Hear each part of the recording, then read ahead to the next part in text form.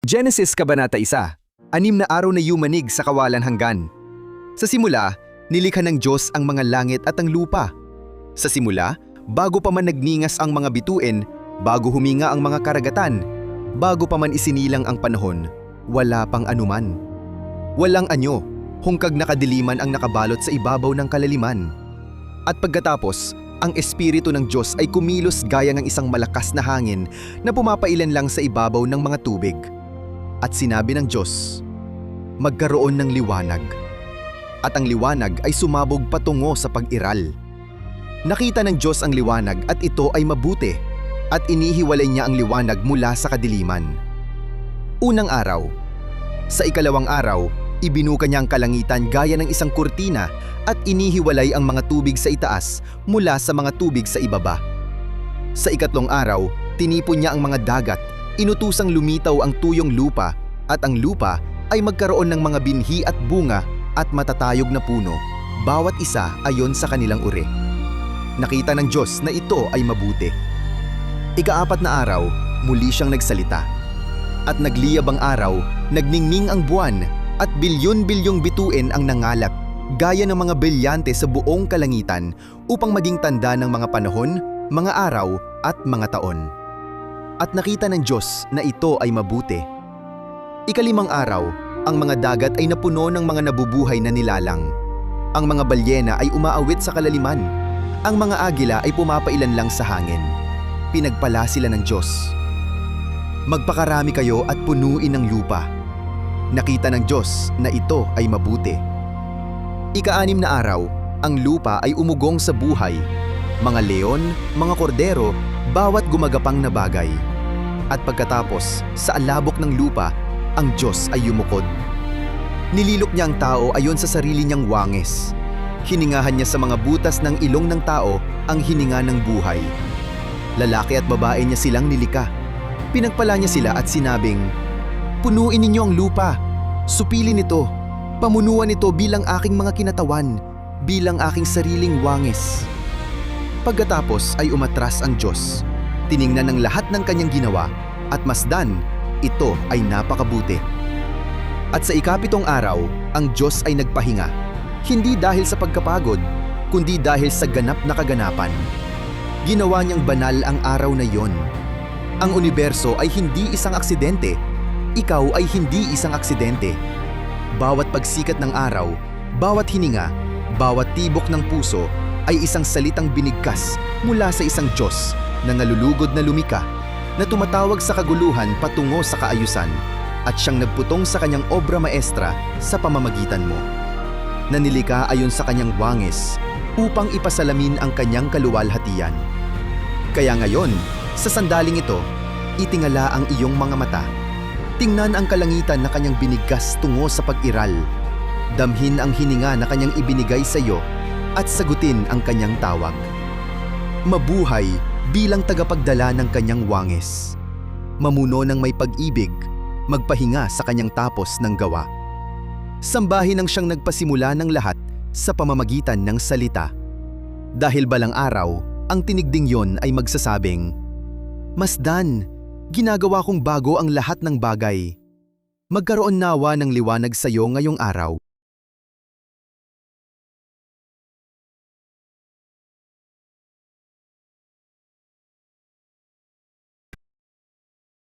《创世纪》第6章，被造者竟至圣造物主。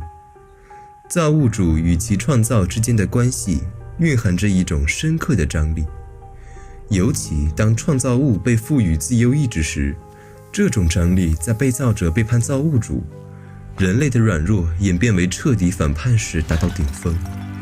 这是一场神圣的悲剧，仿佛创造物制胜了造物主。这正是导致天上发出最沉痛宣告的世界状态。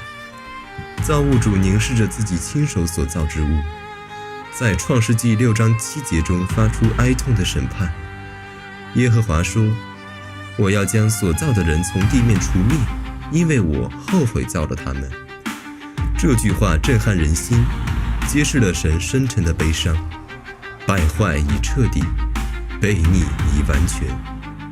人类的存在竟成了造物主的遗憾，这这不是一时的愤怒，而是对一个彻底偏离初衷的创造物所表达的深切哀痛。这是自由意志被用来反叛的终极后果，一场深重的悲剧，意志必须将一切清除重来。这个古老的警告引发一个深刻的个人问题：我该如何生活，才能不让神后悔造我？我的思想、选择与行为必须尊荣造物主，而非使他的灵忧伤。这节经文之所以令人难受，是因为它揭示了那场悲剧。神原本的旨意是永生与亲密的关系，然而因败坏，他缩短了人的寿命，使灵魂与土地一同承受他的审判。他揭示了人类失败的深度与神圣审判的严肃性。但在罪恶淹没世界之际，神拣选了挪亚，借着他，神保留了人类。他所蒙的恩成为存活的桥梁，即使在今天，我们也当寻求在他眼中蒙恩，而非成为他后悔的理由。愿你被提升为神原本所设想的杰作，一个让他的遗憾被喜悦吞没的人生。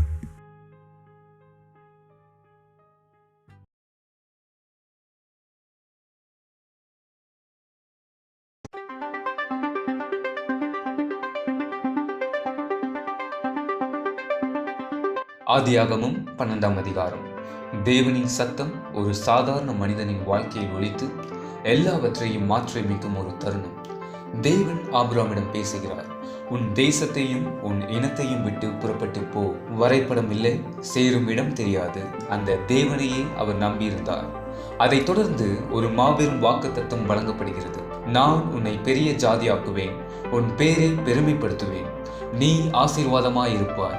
உன்னை ஆசீர்வதிக்கிறவர்களை நான் ஆசீர்வதிப்பேன், உன்னை சபிக்கிறவனை சபிப்பேன்.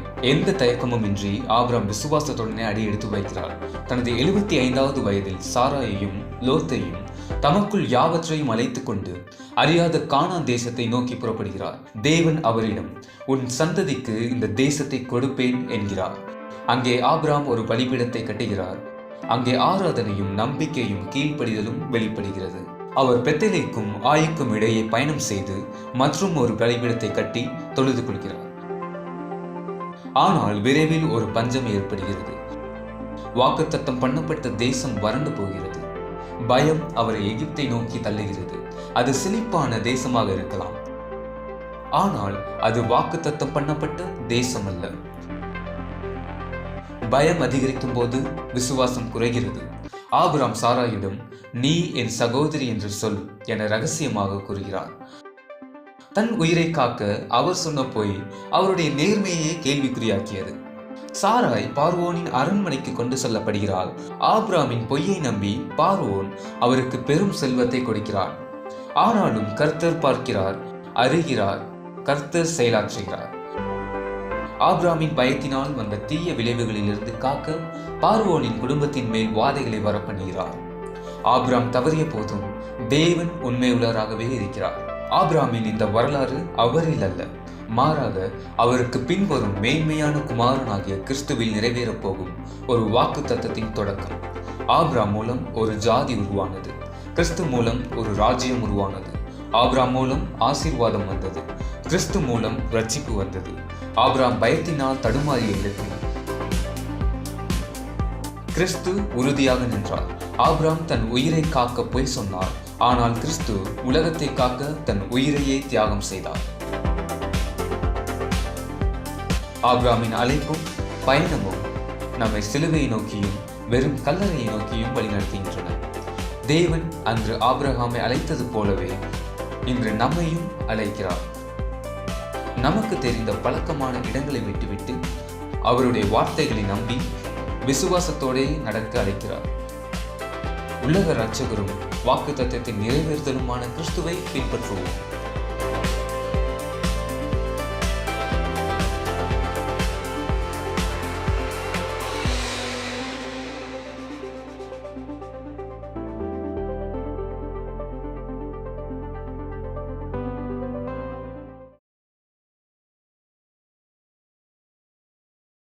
ज्यादातर लोग उपत्ति के 5वें अध्याय को छोड़ देते हैं, सोचकर कि बस नामों की एक लंबी सूची है, पर असल में ये पवित्र ग्रंथ का एक गहरा राज है।